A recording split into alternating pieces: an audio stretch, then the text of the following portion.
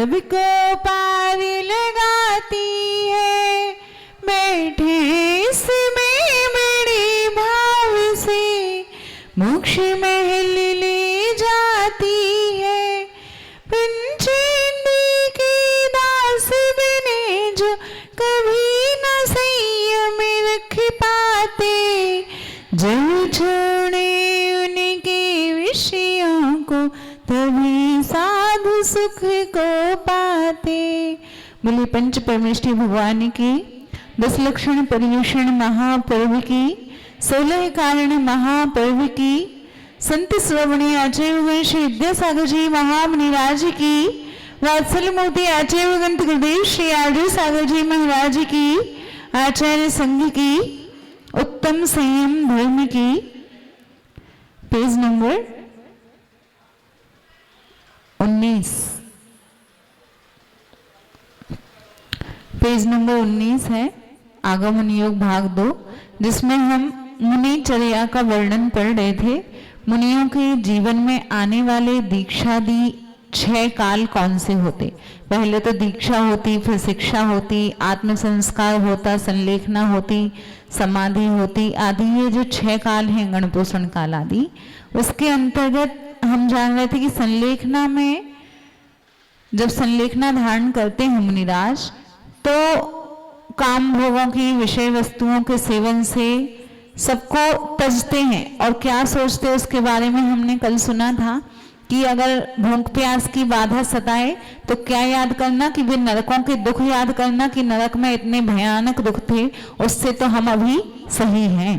तो ऐसे अपन को पीड़ित करने वाले दुखों को याद करेंगे तो इससे हमारी साधना बढ़ेगी, उत्तरोत्तर उसकी वृद्धि होती जाएगी और हमारे आकुल व्याकुल परिणाम नहीं होंगे।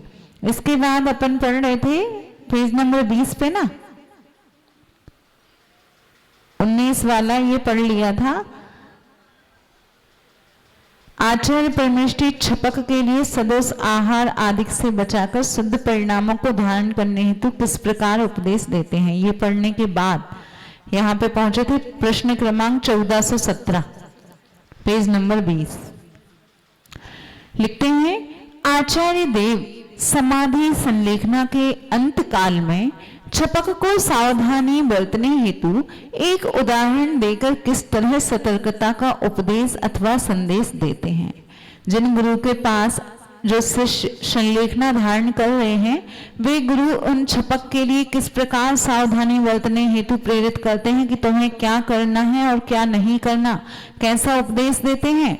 तो कहते हैं, जैसे उत्तम बहुमूल्य रत्नों से भरे हुए जहाज आदि पत्तन अर्थात समुद्र तट पर पहुंच जाने पर भी खेवटिया कर्णधार से रहित होने पर प्रमाद असावधानी के कारण निश्चित ही वे समुद्र में डूब जाते हैं, नष्ट हो जाते हैं।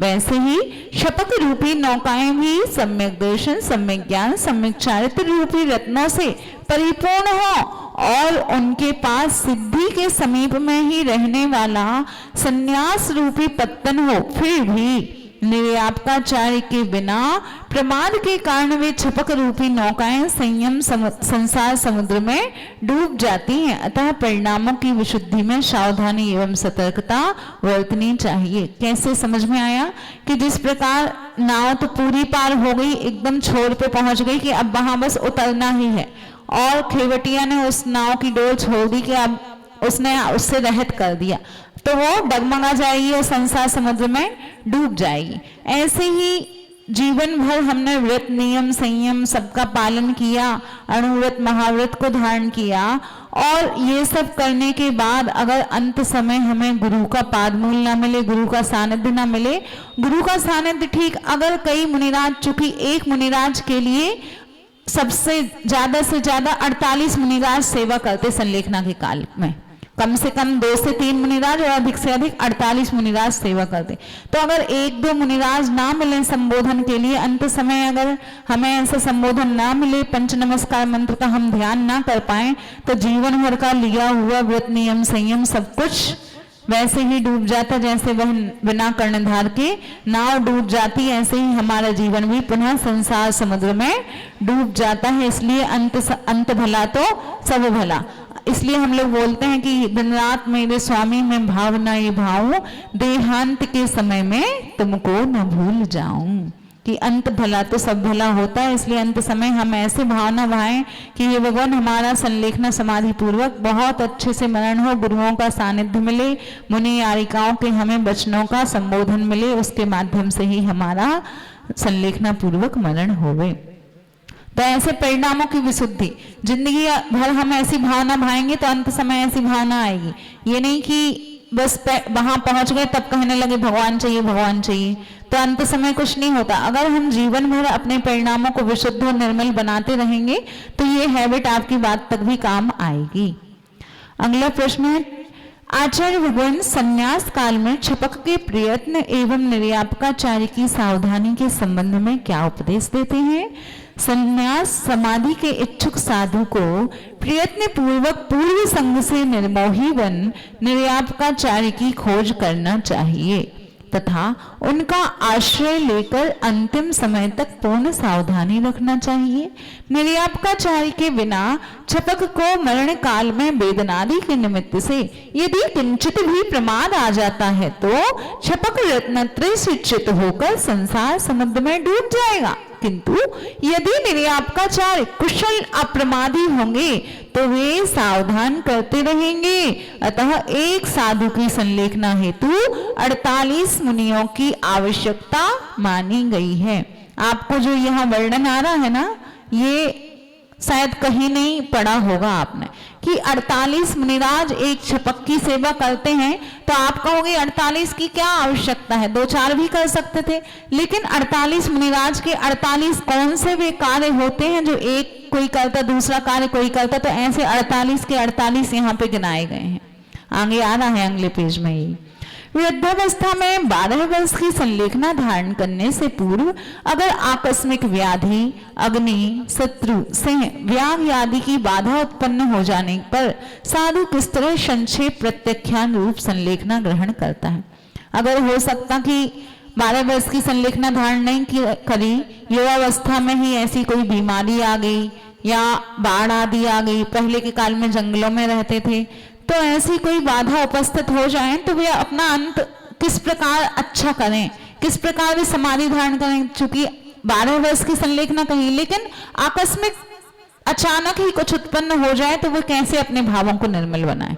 तो कहते हैं, सर्वप्रथम जिस साधु ने संपूर्ण प्राणी हिंसा को, असत्य वचन को, संपूर्ण अदत्त ग्रहण, मैथुन तथा परिग्रह को छोड़ दिया, मतलब 5 पापों के भी स्थूल और सूक्ष्म दोनों रूप से त्यागी हैं, उनने क्या अपना लिए? महाव्रतों को धारण कर लिया। वे साधु सभी प्राणियों से मेरा साम्य भाव है, किसी के साथ मेरा बैर नहीं है, मैं संपूर्ण आकांक्षाओं को छोड़कर शुभ परिणाम रूप समाधि को प्राप्त करता हूं, ऐसा कृत संकल्पित होता है। संलेखना के काल में साधु किन किन भावों को छोड़ता हुआ क्या करता है? सर्व आहार त्याग विधि को अंगीकार करता हुआ आहार आदि संज्ञाओं का, आहार, भय, मैथुन आदि जो संज्ञाएं हैं 4 तरह की, आकांक्षाओं और कषायों को तथा संपूर्ण ममत्व को भी मैं छोड़ता हूं, मेरा ना कोई मेरा है, ना था और ना रहेगा, और सभी से क्षमा भाव धारण करता हूं, इस तरह संकल्पित होता है। संक्षेप प्रत्याख्यान रूप संलेखना में साधु का प्रत्याख्यान किस तरह का होता है? जब अचानक ऐसी कोई व्याधि आदि आती तो संक्षेप मतलब बहुत शॉर्ट में जो संलेखना ली जाती है उसमें साधु प्रत्याख्यान किस प्रकार करेगा? कि कभी ऐसा भी होता है कि कोई बीमारी आ गई लेकिन कुछ समय बाद उसके ठीक होने की भी आशा है, तो अगर संलेखना ले लें उस समय तो फिर अगर ठीक हो जाए तो फिर जीवन तो चलाना है, बिना अन्न पान के तो जीवन चलेगा नहीं। तो किस प्रकार वे निश्चय करते हैं कि हमें पूर्ण रूप से त्याग करना, अथवा जब तक मेरी बीमारी या मेरे रोग का निवारण ना हो जाए तब तक के लिए आहार जल का त्याग करता हूं, तो किस प्रकार वे करते?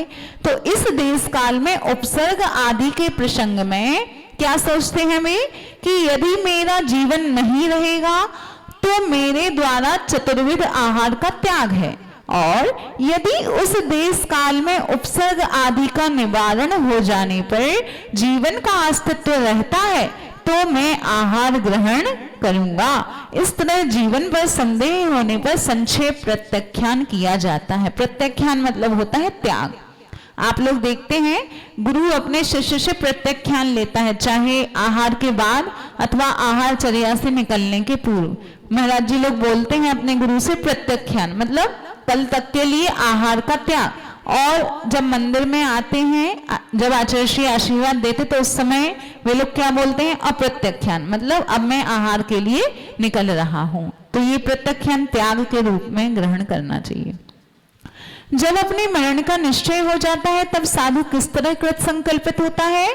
ऐसे अंतिम समय में साधु पेय पदार्थ को भी छोड़कर संपूर्ण आहार विधि का मैं त्याग करता हूँ और मन वचन काय के पूर्वक दोनों प्रकार की उपधि, बाह्य और अभ्यंतर, उपधि मतलब परिग्रह, तो बाह्य परिग्रह और अभ्यंतर परिग्रह, तो दोनों प्रकार के परिग्रह का भी त्याग करता हूँ। इस तरह कृत संकल्पित होता है। अब उत्तमार्थ विधि क्या है? संलेखना की सबसे उत्तमार्थ विधि क्या है? संलेखना के अंतिम काल में साधु के द्वारा जो कुछ भी मेरा अभ्यंतर और बाह्य परिग्रह है उसको तथा आहार और शरीर को मैं जीवन भर के लिए छोड़ता हूँ, ऐसा कृत संकल्पित होना उत्तमार्थ विधि कहलाती। क्योंकि अंत समय जैसे एकदम नजदीक ही आ गया काल, तो भी ऐसा करते कि कभी पहले अन्न लेते थे, उसके बाद कुछ पानी फल वगैरह लेते थे, उसके बाद वो भी छोड़ दिए, मात्र छाछ पे पहुंच गए, उसके बाद फिर कभी कभी किसमें शादी का पानी लेते, कुछ कुछ ऐसा थोड़ा थोड़ा त्याग करते। लेकिन उत्तमार्थ विधि क्या है कि जब एकदम छोड़ दिया कि अब अन्न जल दोनों का भी त्याग है, चतुर्वेद आहार का मेरा त्याग है हमेशा के लिए, जीवन भर के लिए, तो ऐसा कृत संकल्पित होना उत्तमार्थ, सबसे उत्तम विधि यही है। संलेखना के समय शपथ के द्वारा किए जाने वाले 3 तरह के प्रतिक्रमण कौन से हैं? प्रतिदिन तो जो किया जाता है दैवशिक और रात्रिक प्रतिक्रमण, और चतुर्दशी को जो किया जाता है वो पाक्षिक प्रतिक्रमण कहलाता, और जो दिवाली के दिवाली किया जाता है वो वार्षिक प्रतिक्रमण कहलाता है। और इसके अलावा जो संलेखना के काल में 3 तरह के प्रतिक्रमण किए जाते वे कौन से हैं? तो संलेखना के काल का प्रथम सर्वातिचार प्रतिक्रमण, जो भी अतिचार लगे हैं सभी तरह के अतिचारों के लिए एक प्रतिक्रमण आता है, वो सर्वातिचार प्रतिक्रमण। दूसरा है त्रिविध आहार त्याग प्रतिक्रमण, और तीसरा है उत्तमार्थ प्रतिक्रमण। देखो पहले कहते हैं सर्वातिचार प्रतिक्रमण किसे कहते हैं? तो दीक्षा काल का आश्रय लेकर आज तक जो भी दोष लगे हैं उन्हें सर्वातिचार प्रतिक्रमण कहते हैं। संलेखना को ग्रहण कर छपक निर्यापकाचार्य के मूल में जीवन के संपूर्ण दोषों की आलोचना कर सर्वातिचार प्रतिक्रमण करता है। निर्यापकाचार्य कौन होते हैं? वे होते हैं जो कि पूर्व में बताया था कि अपने संग को छोड़कर दूसरे अन्य साधु की, अन्य आचार्यों की शरण में भी जाते हैं। तो जिन आचार्यों की उनने शरण ली है वे उनके लिए उनके निर्यापक आचार्य रहेंगे कि उनकी संलेखना कराने में वे आचार्य ही सहयोगी बनेंगे, इसलिए उनको निर्यापक आचार्य बोला है। तो उनके पास जाकर, ये कोई लिखा नहीं है प्रतिक्रमण की पढ़ना है बांचना है अकेले बैठ के, ये प्रतिक्रमण है एक आलोचना स्वरूप की, अपने गुरु के पास जाकर अपने दोषों की आलोचना करना, उनका बखान करना, तो उसका कोई प्रायश्चित आदि ग्रहण करना, ये कहलाता है सर्वातिचार प्रतिक्रमण। त्रिविध आहार त्याग प्रतिक्रमण किसे कहते?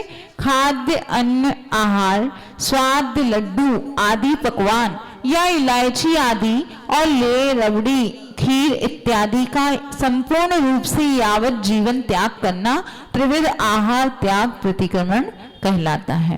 उत्तमार्थ प्रतिक्रमण किसे कहते हैं? अंत समय में यावत जीवन मोक्ष के लिए पानक वस्तु, दूध, रस, तक्र, छाछ एवं जल आदि का त्याग कर देना सो उत्तमार्थ प्रतिक्रमण कहलाता है। जीवन में या संलेखना में कौन कौन से प्रतिक्रमण किए जाते? तो दैवशिक, आप लोग जानते ना, दैवशिक प्रतिक्रमण तो जो शाम को किया जाता वो दैवशिक है। रात्रिक प्रतिक्रमण वो होता है जो निद्रा के बाद सुबह किया जाता है 4-5 बजे, वो रात्रिक प्रतिक्रमण होता। पाक्षिक जो 15 दिन में किया जाता चतुर्दशी के दिन, जब अपन बोलते ना महाराज जी का आज बड़ा प्रतिक्रमण है, बड़ा प्रतिक्रमण मतलब पाक्षिक प्रतिक्रमण। और चातुर्मासिक जो चातुर्मास में अभी जब आपकी कलश निष्ठापन का समय आता है उस समय किया जाता है चातुर्मासिक, और वर्ष भर का किया जाता है दिवाली के दिन, वो होता है वार्षिक। सर्वातिचार आदि प्रतिक्रमण, सर्वातिचार आदि में त्रिविध आहार भी ले लेना और उत्तमार्थ भी ले लेना। इन प्रतिक्रमणों के अतिरिक्त योग, इंद्रिय, शरीर और कषाय भावों के भी प्रतिक्रमण आगम में वर्णित किए गए हैं, जो निज दोषों की निंदा, गर्हा और आलोचना तथा त्याग पूर्वक यथा अवसर किए जाते हैं। योग प्रतिक्रमण जो पहले तो सबकी डेफिनेशन बता दी, उसके